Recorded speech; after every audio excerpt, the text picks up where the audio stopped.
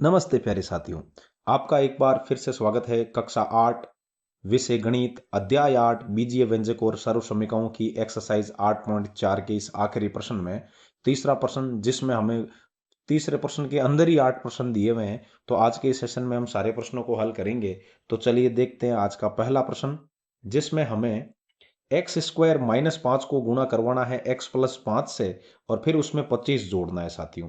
तो कोई प्रॉब्लम नहीं है। ये एक्स स्क्वायर माइनस 5 है, इसको मैं स्प्लिट कर दूं तो पहले एक्स स्क्वायर गुणा हो जाएगा एक्स प्लस 5 के साथ, फिर ये वाला जो माइनस 5 है ये गुणा हो जाएगा आपके पूरा एक्स प्लस 5 के साथ और फिर उसमें 25 जोड़ देंगे।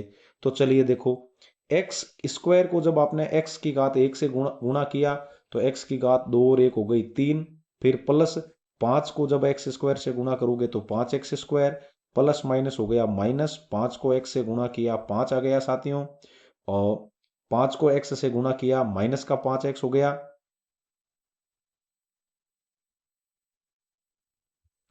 माइनस प्लस माइनस, और 5 को एक्स से गुणा किया 5 एक्स, फिर माइनस प्लस माइनस, और 5 को 5 से गुणा किया माइनस के 25 हो गए, और पीछे है प्लस के 25।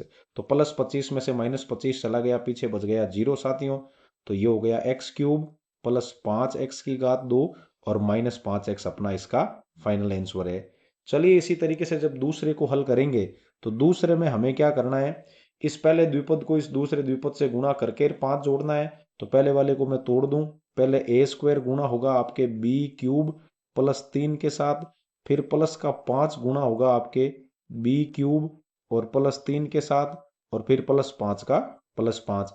अब हम क्या करेंगे, ए स्क्वायर को जब बी क्यूब से गुणा करेंगे तो ये हो गया ए स्क्वायर बी क्यूब, ये हो गया आपके प्लस प्लस प्लस, 3 को ए स्क्वायर से गुणा करोगे 3 ए स्क्वायर, फिर प्लस 5 को बी क्यूब से गुणा करोगे तो 5 बी क्यूब, और प्लस प्लस प्लस और 5 दिए 15, और पीछे आपके पास है 5।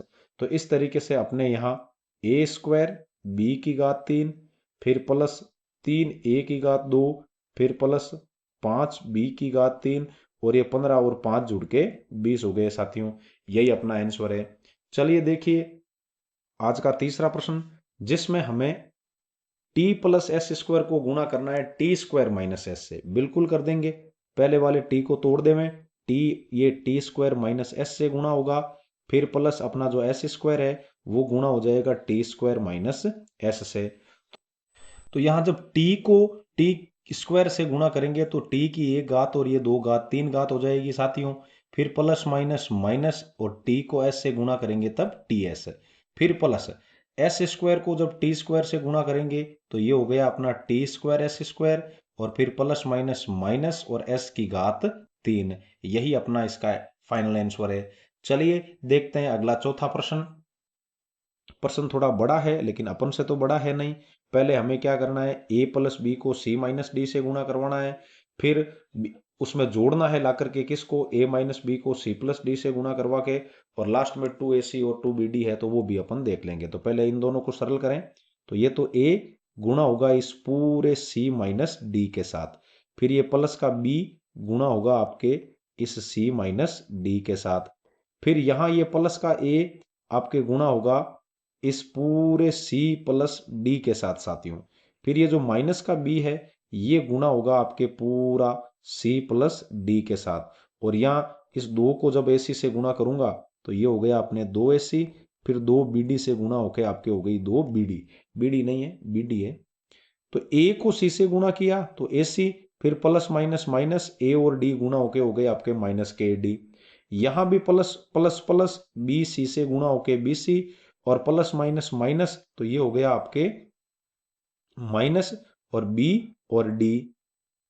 उसके बाद देखिए प्लस ए को सी से गुणा करेंगे तो ये हो जाएगा आपके ए सी, और ए डी के साथ गुणा होके हो जाएगा ए डी। माइनस बी को जब आप सी के साथ गुणा करेंगे तो माइनस बी सी, और माइनस बी को जब आप डी के साथ गुणा करोगे तो ये हो जाएगा आपके माइनस का बी डी। और सबसे लास्ट में अपने पास पड़ा है 2ac और प्लस का 2bd। अब क्या करें, सजातीय पद ढूंढें, तो ac ये है और ac ये है और 2ac ये है, तो इन सबको जब मैं पास पास लिखूं तो ac प्लस ac और प्लस 2ac, ये आपके पास है एडी, चलो ये माइनस एडी ले लें, ये माइनस एडी और ये प्लस AD है, इन दोनों को पास पास में लिख दिया। ये है अपने पास प्लस का BC और ये है माइनस का BC। इन दोनों को भी आपको राजी रखने के लिए मैं दोनों को पास पास लिख दूं, प्लस BC माइनस BC। ये है अपने पास माइनस का BD, तो ये मैंने लिख दिया माइनस का BD। और यहाँ पड़ा है आपके पास माइनस का BD और सबसे लास्ट में पड़े हैं आपके पास प्लस के 2BD। तो इस तरीके से हमने सारे पद ले लिए। अब देखो AC और AC, 2AC और 2AC जुड़ के हो गए अपने पास 4AC। ये minus AD plus AD cut गया, प्लस BC माइनस BC भी कट गया। ये माइनस BD और माइनस BD, माइनस के 2BD है और पीछे है प्लस की 2BD, तो ये आपस में बीडियां जल गई, मतलब कट गई और जीरो बच गई। पीछे बच गया आपके पास 4AC, जो कि इसका फाइनल आंसर है। चलिए देखते हैं अगला प्रश्न। चलिए 5वें प्रश्न में हमें क्या करना है, सरल करना है, अभी कर देंगे। पहले x प्लस वाई है, इसको जब गुणा करवाएं तो ये x इस पूरे के साथ गुणा होके और आपके हो जाएगा x गुणा 2x प्लस वाई। उसके बाद ये प्लस वाई को जब 2x प्लस वाई से गुणा करेंगे तो ये हो जाएगा आपके पास प्लस वाई और फिर लिख दिया 2x प्लस वाई। आगे चलें तो आगे वाले में ये x इस पूरे के साथ गुणा होगा तो ये हो जाएगा x गुणा x माइनस वाई। फिर ये जो प्लस का 2y है वो इसके पूरे के साथ गुणा होगा तो ये हो गया आपके प्लस का 2y और x माइनस वाई। आप चाहे तो इसको सरल करने के लिए कॉमन लेके भी हल कर सकते हैं, लेकिन अपन गुणा करवा के ही करेंगे। x को जब 2x से गुणा किया तो 2 का तो 2 और x की घात 2 हो गई साथियों। फिर x को y के साथ गुणा किया तो सीधा ही अपने xy हो गया। y जब इस 2x के साथ गुणा हुआ तो 2xy हो गया। y जब y के साथ गुणा हुआ तो y और y की घात 2 हो गई। फिर x जब x के साथ गुणा हुआ तो x की घात 2। x जब माइनस y के साथ गुणा हुआ तो प्लस माइनस माइनस और ये हो गया xy। फिर 2y जब x के साथ गुणा हुआ तो ये तो हो गया प्लस 2 और ये हो गया xy। फिर प्लस माइनस माइनस और 2 को y, 2 का 2 और y गुणा होके y की घात 2 हो गई। अब चलिए आप देख पा रहे हैं ये 2x की घात 2 और ये x की घात 2 जुड़ के 3x की घात 2 हो गई। ये xy और ये 2, इस xy से प्लस और ये माइनस xy कट गया और यहाँ आपके ये 2xy और ये 2xy जुड़ के हो जाएगी आपके पास 4x और y। फिर y की घात 2, ये माइनस 2y की घात 2, तो पीछे आपके पास बच जाएगी माइनस y की घात 2, जो कि अपना इसका फाइनल आंसर है। उम्मीद है समझ में आया है। चलिए देखते हैं अगला प्रश्न। चलिए 7वें प्रश्न में हमें बहुत ही सिंपल है, ये तो फॉर्मूला ही है अपना, सीधा ही याद रखना। x की घात 3 प्लस y की घात 3 है, वो आपके x प्लस वाई और फिर आगे X square minus X Y और प्लस वाई स्क्वायर हो जाएगी। 9th क्लास के अंदर ये जो सर्व समीकरण है वो आई हुई है। चलिए इसको सरल करके देखते हैं। पहले अपने पास x इस पूरे के साथ गुणा होगा तो ये मैंने लिख दिया x, और x आपके X square minus X Y और प्लस वाई स्क्वायर के साथ गुणा हो रहा है। फिर प्लस ये y है वो इस पूरे के साथ गुणा होगा तो y को गुणा करवाएंगे X square minus X Y और प्लस वाई स्क्वायर के साथ।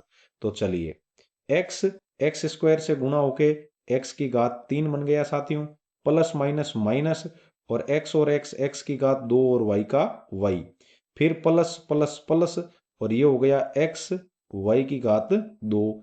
फिर प्लस प्लस प्लस ये हो गया x की घात 2 और y। फिर उसके बाद प्लस माइनस माइनस x का x और y की घात 2। फिर हम y को जब y स्क्वायर से गुणा करेंगे तो y की घात 3 हो जाएगी। ये माइनस का एक्स स्क्वायर वाई और ये हो गया आपके पास प्लस का x की घात 2 वाई। ये प्लस का x y की घात 2, ये माइनस का x y की घात 2, तो पीछे आपके पास बच गए केवल x की घात 3 और y की घात 3।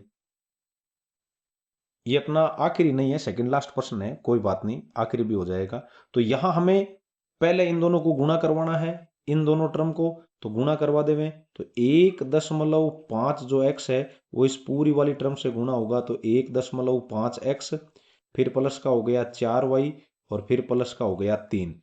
फिर जो माइनस का 4y है वो इस पूरे के साथ गुणा होगा अब, तो फिर से 1.5x और फिर प्लस का 4y और फिर प्लस का 3 और पीछे आपके पास माइनस 4.5x और प्लस का 12y है। तो चलिए कोई बात नहीं, अब जब हम इनको गुणा करेंगे तब आपके यहां 1.5 जब 1.5 से गुणा होगा तो 15 को 15 से गुणा किया 225 और नीचे 10 और 10 गुणा होके 100 हो जाएंगे।